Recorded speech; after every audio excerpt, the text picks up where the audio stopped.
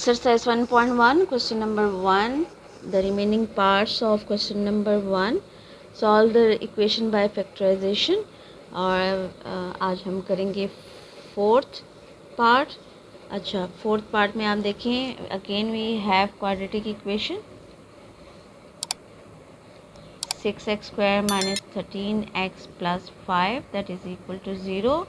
So quadratic equation है, second degree है, mid term break से होगा.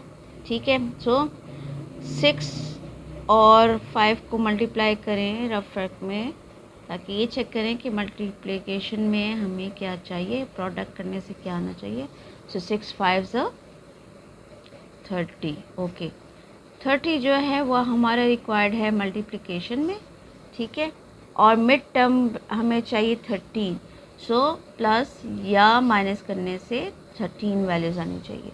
सो ये दोनों वैल्यूज़ हमारी रिक्वायरमेंट में है. ठीक है. मल्टीप्लाई करने से 30 आया. ऐसे दो प्राइम फैक्टर्स लो और उन्हीं दोनों फैक्टर्स को, प्राइम फैक्टर्स को जब आप ऐड करें या सब्ट्रैक्ट करें तो 13 मिड आने चाहिए. 13 इज़ द मिड ब्रेक. अब हम 30 के फैक्टर्स चेक करते हैं. एक तो है जी 2 15 2 मल्टीप्लाई करें 15 के साथ तो 30 आता है. चेक करें क्या 15 में से 2 माइनस करें तो 13 आता है. Yes it is 15 minus 2 get 30. तो आपकी ये दोनों रिक्वायरमेंट, ये दोनों नंबर पूरी कर रहे हैं. ठीक है. सो फर्स्ट टर्म माइनस और ये plus last term as it is लिखेंगे. साइन आपने कुछ भी चेंज नहीं करना, जो क्वेश्चन में गिवन है वही लिखेंगे. हमने मिड टर्म को ब्रेकआउट करना है 13x को, तो दोनों में से देखिए आपकी ग्रेटर नंबर जो है 15 है, तो ये आ जाएगा जी 15x. और सेकंड नंबर ये जो 2 है, जो प्राइम फैक्टर आया, इसको हम बाद में लिखेंगे, लेकिन इसके साथ साइन कौन सा आएगा, इन दोनों का प्रोडक्ट. तो माइनस प्लस माइनस 2x. अच्छा, अब ये देखें, यहाँ अगर हम चेक करें तो 15 यहाँ तो प्लस 15 माइनस 2 13 दे रहा है, लेकिन जब हम यहाँ चेक करते हैं तो देखिए 15 में से 2 जो है both are having same sign. यहाँ 15x है और यहाँ माइनस 2x है. 15 और 2 तो ऐड हो रहे हैं और हमें दे रहे हैं जी 17, जबकि हमारी रिक्वायरमेंट है 13. ठीक है. तो इसका मतलब ये है कि ये हमारे रिक्वायरमेंट पे पूरे नहीं उतरते. सही. अब हम चेक करेंगे 30 के दूसरे प्राइम फैक्टर्स. 30 किस किस टेबल में आता है. ठीक है. ओके, 30 10 3 की टेबल को चेक करते. 2 को हमने चाहिए तो 3 10 30 और 3 में प्लस करें 10 तो देन वी गेट 30. ये हमारी दोनों रिक्वायरमेंट पूरी करते हैं. अब हम चेक करते हैं कि आया हम 10 और 3 जब यहाँ डालेंगे तो क्या वो 13 हमें देगा.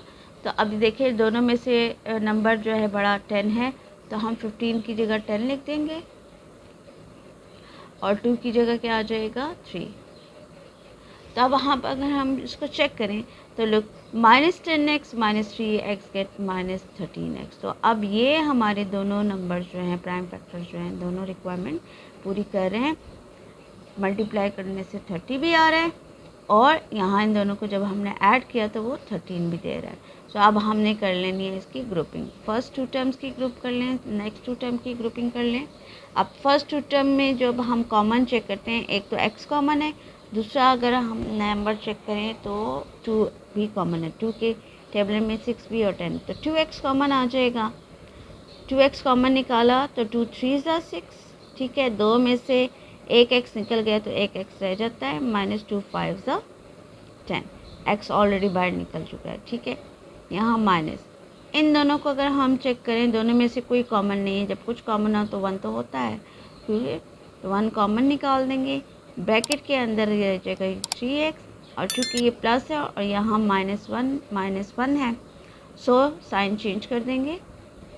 Just because of this negative sign ये साइन चेंज हो जाएगा. ठीक है. मल्टीप्लाई होने के बाद. ओके, अब देखें दोनों जो है वो सेम फैक्टर्स हैं, लाइक फैक्टर्स, तो इसको हम कॉमन निकाल देंगे और यहाँ आ जाएगा 2x minus 1 that is equal to 0. अब हम दोनों फैक्टर्स को बारी बारी 0 के इक्वल लेके सॉल्यूशन सेट निकाल देंगे।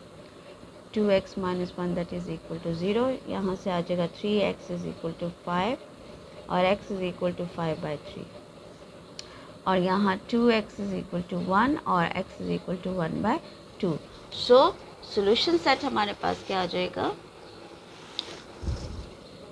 That required solution set is 5/3 and 1/2। ठीक है, ये हमारा रिक्वायर्ड आंसर है। Comes to next part. Next part में इक्वेशन दी हुई है। सो सबसे पहले तो हमने जो है वो ब्रैकेट्स को ओपन करना है। So open the bracket, multiply कर दें 3x² - 3, और यहाँ आ जाएगा 4x + 4 1 4। लाइक टर्म्स को सॉल्व स्टैंडर्ड फॉर्म में ले आए इक्वेशन को। So 3x² - 4x - 3 - 4 that is equal to 0। ठीक है, अरेंज भी कर लिया हमने डिसेंडिंग ऑर्डर में। इस 4x को पहले लिख लेंगे, ये -3, ठीक है, और ये +4 जब लेफ्ट साइड पर आएगा तो -4 that is equal to 0। So it is the standard form. Like terms को सॉल्व कर लें, -3 - 4 - 7, so 3x² - 4x - 7 that is equal to 0. So as it is a quadratic equation, ठीक है, सो मिड टर्म ब्रेक से ही होगा, इसको factorise करेंगे।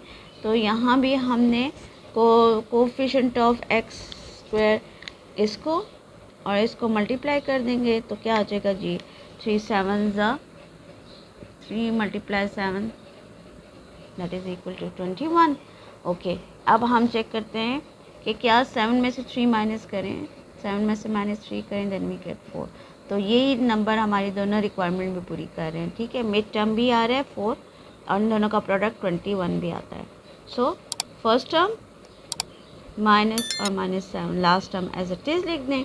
Mid term को ब्रेकआउट कर रहे हैं तो दोनों में से ग्रेटर नंबर है 7, तो 7x आ जाएगा, और 3 के साथ साइन कौन सा आएगा, इन दोनों का प्रोडक्ट, तो माइनस इंटू माइनस +3x। तो चेक कर लें, 7 में से 3 माइनस हो रहा है तो -4, बिकॉज 7 इज़ ग्रेटर तो -4 आ रहा है।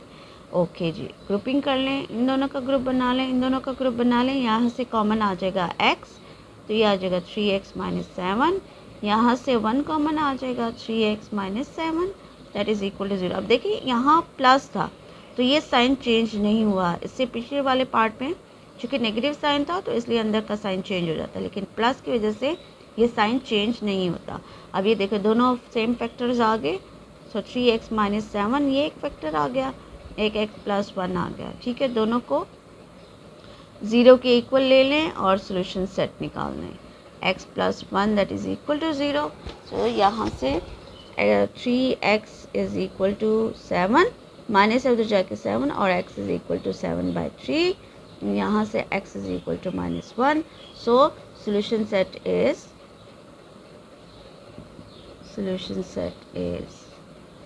7/3 and -1. That is our required answer. In next part के लिए जी next video. So keep watching. Also subscribe my channel. Thank you.